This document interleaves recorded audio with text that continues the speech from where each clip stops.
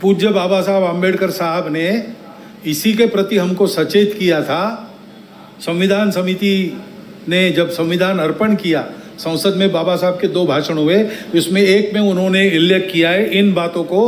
उन्होंने grammar of anarchy, अराजकता का व्याकरण कहा है।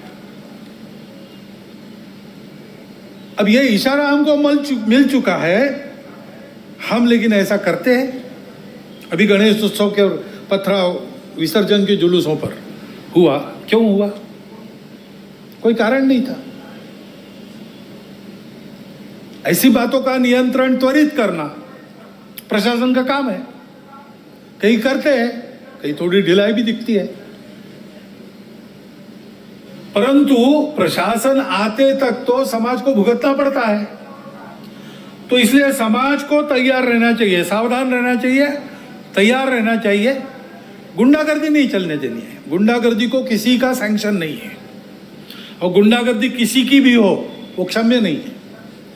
अपना और अपनों का प्राण और चीज वस्तु इसकी रक्षा करना ये अपना अधिकार है, मूलभूत अधिकार है।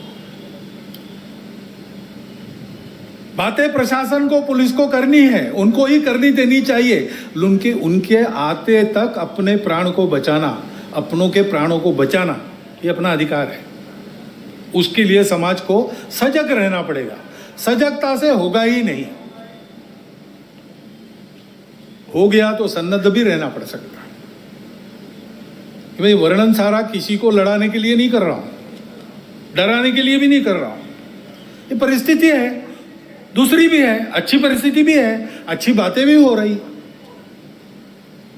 हमको इस परिस्थिति में से जाना है, और इसलिए क्योंकि हम सबकी इच्छा है अपना देश एकात्म हो, सारे झगड़े समाप्त हो, अपना देश बड़ा बने, सबकी इच्छा है, सबका कर्तव्य भी है। और इसलिए समाज की एक विशिष्ट प्रकार की स्थिति चाहिए, विशिष्ट दिशा में प्रयासों की आवश्यकता रहती है। समाज स्वयं जगता है, अपना पुरुषार्थ करता है, तब महापुरुष, संगठन, संस्थाएं, प्रशासन, शासन ये सब सहाय्य कार्य होते हैं। समाज की स्वस्थ स्थिति से सारे उपद्रव टल जाते हैं। जैसे इम्यूनिटी कम होने के बाद रोग आते हैं, स्वस्थ अवस्था शरीर की ढलती है, बीमारियां बाद में घेरती है, और बीमारियां भी स्वस्थता को नष्ट करती है। और इसलिए ये स्वस्थ अवस्था समाज की सशक्त अवस्था, यानी समाज की संगठित अवस्था है। समाज को सशक्त रहना चाहिए, संगठित रहना चाहिए, क्योंकि दुर्बलों की परवाह देव भी नहीं करते। अश्वम नैव गजम नैव व्याघ्रम नैव च बलि किसकी देनी यज्ञ में चर्चा हुई। कहते हैं क्या घोड़े की? नहीं, वो तो लात मारेगा। हाथी? नहीं, बहुत बड़ा है। शेर? नहीं बाबा, वो तो बिल्कुल नहीं। फिर किसको? तो बकरे को काटो, कुछ नहीं कर सकता। देवो दुर्बल घातका। और इसलिए इस स्वस्थता को, संगठित को उत्पन्न करने के लिए संपूर्ण समाज में कुछ विषय हम शताब्दी वर्ष के पश्चात ले जाएंगे। अभी 1.25 साल शुरू हुआ है, वो पूरा होगा 1925 में। उसके बाद साल भर शताब्दी वर्ष का कुछ चलेगा।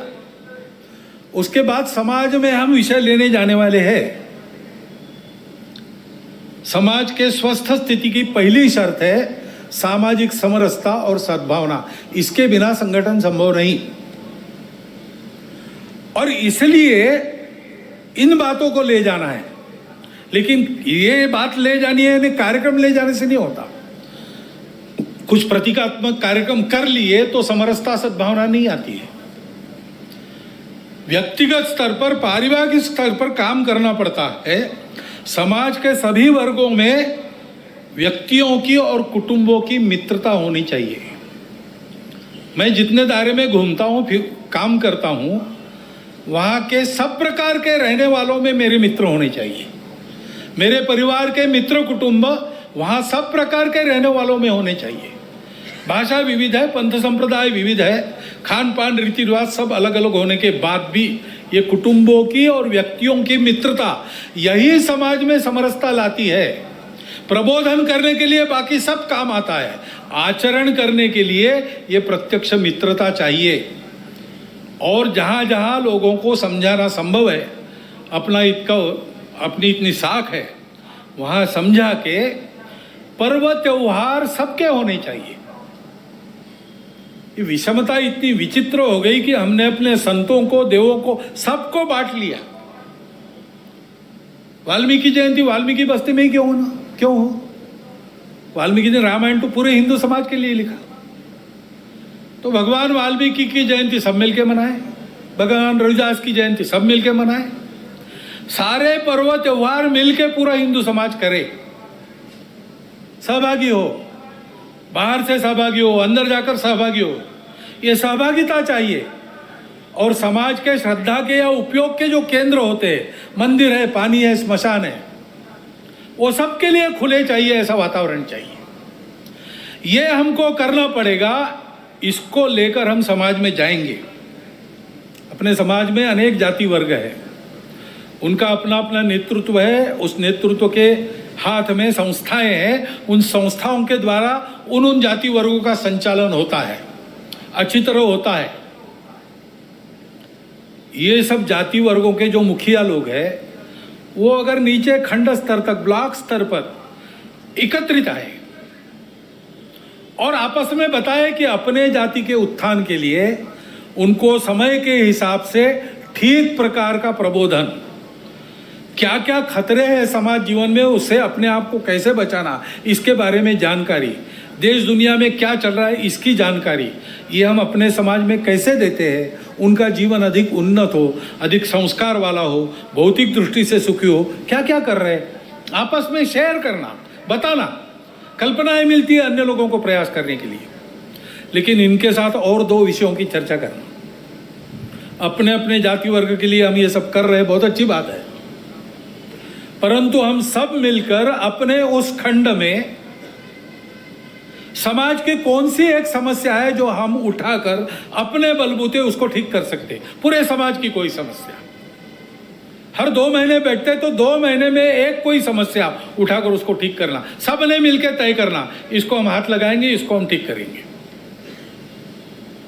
और दूसरा ये तय करना कि हम सब जाति वर्ग यहाँ रहते हैं, हम मिल रहे हैं, वो हम में जो दुर्बल जाति है उसके लिए हम सब मिलकर क्या कर सकते हैं।